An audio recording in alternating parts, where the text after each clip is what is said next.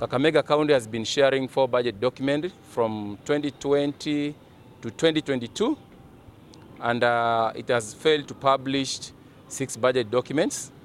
And the key budget documents that are missing, one is the season budget or Mwananchi budget.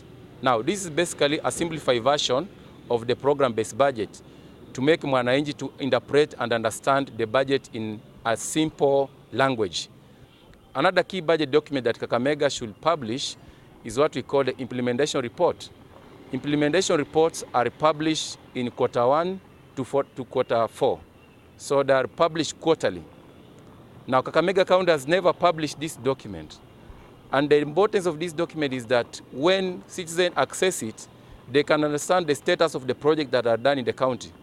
For example, maybe the project is incomplete like Buhungu Stadium. We need to know how much was allocated. We need to know maybe where the projects are located. Yeah? The physical location. Is the project ghost? Is it ongoing? So it helps us to gauge the issue of service delivery and value for money. So it's good that we urge this county to ensure that these key documents are published. The last one, I think, is the Finance Act. There has been inconsistency in publishing the Finance Act. And basically the Finance Act shows how the county will raise the revenue, how it's going to tax the Wananchi, the impounding and other charges. We are trying to ask ourselves hard question. Why is it taking that long after the fence has been put up and we don't see any progress? We see a pit latrine there, and then allocation has been continued. Every financial year we see allocation, but the factory is not put in place. So we need to understand who is the owner of Shinyalu Tea Factory, who is the land owner, because the farmer are in their need to ensure that they have a factory in place and continue to producing the tea, because it will create employment. Shinyalu Tea Factory is the brainchild of former governor, Mr. Paranya.